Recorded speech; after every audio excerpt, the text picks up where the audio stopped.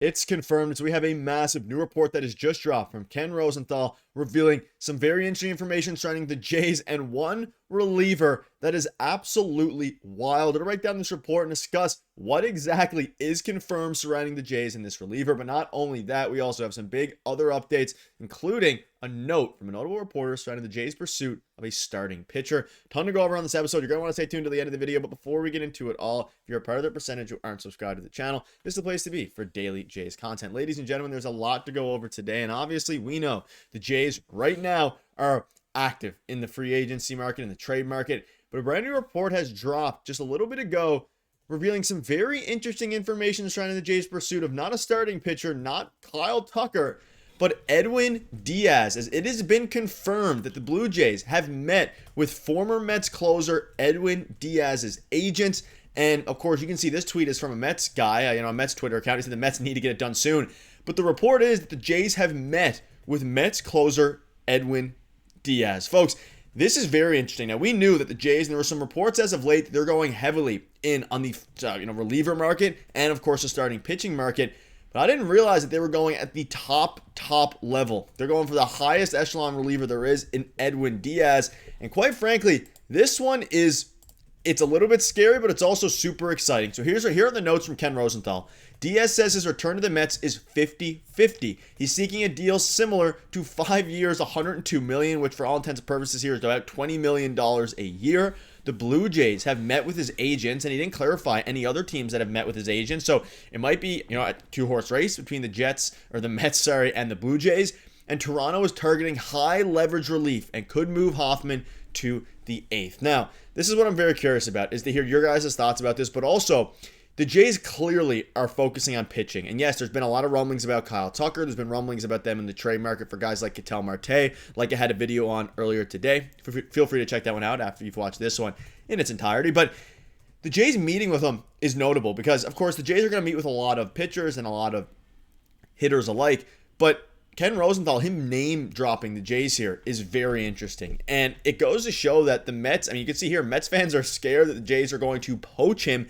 And it makes things super exciting. I love Edwin Díaz. He is an elite reliever, one of the best closers I've ever seen. You can see here, a perfect storm for the New York Mets is brewing to lose free agent closer Edwin Díaz. He's testing free agency for the first time and wants to cash in. The Toronto Blue Jays are very interested and are poised to spend big, whereas the Mets might not be willing to spend that much on a guy like Edwin Díaz. They'd probably and potentially be willing to pay other relievers who are less, or maybe even other positions that are less volatile, that money that you could spend on Diaz. I know Mets fans are thinking, Steve Cohen. Steve Cohen isn't a cheap owner at all, right? He gave Soto $700 million, whatever it was.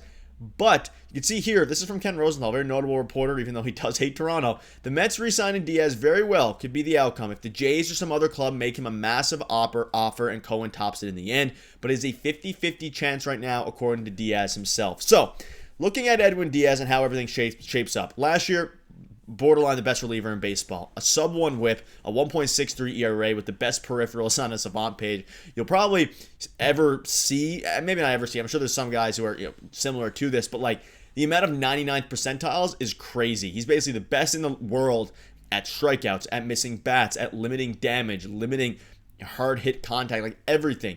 Now, well, I guess not hard hit contact, but of course, consistent base hits. He's 57th percentile on hard hit percentage. His only somewhat weakness is walks, but even then, he's still almost league average at walks. He would be dominant. And we know Ross Atkins came out fairly recently and said that the Jays are not opposed, and Jeff Hoffman isn't opposed to being moved to the bullpen, which opens up a very unique opportunity, or moving to the 8th inning, out of the closer spot, which makes it very unique for the Jays here. If you want to go out and you want to spend a lot of money, and you have the money to spend, especially with the uncertainty in 2027 with the lockout in the CBA, you have a bullpen of Edwin Díaz in the 9th, Jeff Hoffman in the 8th. You have Louis Verlin still. Jimmy Garcia is still under contract. You have so many guys. Nick Sandlin, Braden Fisher. I'm not going to say Brendan Little, but he'll probably factor into the bullpen at some point here. Mason Flaherty as a left-handed option. That is one of the best bullpens, in baseball, if you can add Edwin Díaz. That's how that's how quickly things can change. And yes, relievers are volatile, but Diaz is probably the least volatile reliever there is, aside from, Emmanuel Clase, who's now banned from the MLB for life. So It is wild. Now, as you look at specifically the Jays, you can see their relief arms and where they currently, the percentage of reps as of right now, according to Fangraphs, that people are going to get reps in. So right now, it's projected that Springer and Santander split right field with a little bit of Berger. You have Versho, all those things. But focusing on the relief appearances in the bottom right, you have Hoffman, you have Garcia, you have Verland, you have Fisher. Now, you also have some other guys, Justin Brule. They're going to add to the bullpen. If you add Diaz, everyone slides down. You can make Hoffman an 8th inning man, which then inherently makes Jimmy Garcia 7th, which means Verland is a 6th inning guy and Fisher is a 5th inning guy. And of course, it's not always going to be that everybody's, at full capacity and everyone has to rest at points and things like that. But that's a really good bullpen. And it goes to show why the Jays are probably heavily involved and have already met with Edwin Díaz. You make a splash with Edwin Díaz, you get another starting pitcher, you bring Bichette back. That is a significantly better team than the one that won the AL East last year anyway and almost won the World Series, right? And again, if you're worried about Hoffman, how he's feeling, Ross Atkins made it clear. The great thing about Jeff is he's not married to that. I think he would be open to anything that makes us better, meaning not married to being the closer. And out of all the comments and I covered the full press conference from a week or two ago here from Ross Atkins, last week I believe it was rather, he was very, conservative with a lot of his answers. The one thing he wasn't conservative about was that. And he was very adamant about them potentially moving Hoffman out of the closer spot. And guess what? You don't really have another closer internally. You could argue Louis Verland. I don't think it's going to happen. Jimmy Garcia. They want to get a closer.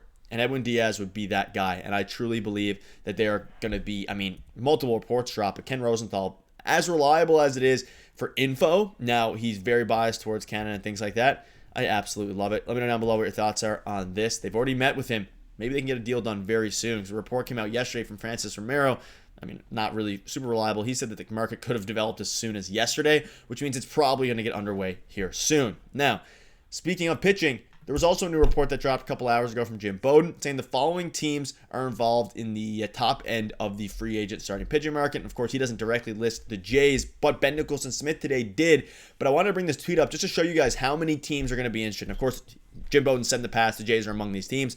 There's so many teams being involved in starting pitching that, like I covered in my video the other day, Bichette might be on the back burner until they get a starting pitcher. Their plan right now is to acquire a starting pitcher. And you can see here from Ben Nicholson-Smith, the Blue Jays threw 170 additional innings in the postseason, meaning their workload for the starting pitchers was brutal last year. There are no plans to start the 2026 season, though, with a 6-man rotation. They are going to go out and acquire a starting pitcher, but maybe not go out with the 6-man rotation like we saw for a little bit last year. So that's a little bit of an interesting intel there, especially given the fact that they threw so many innings last year, over 1,400.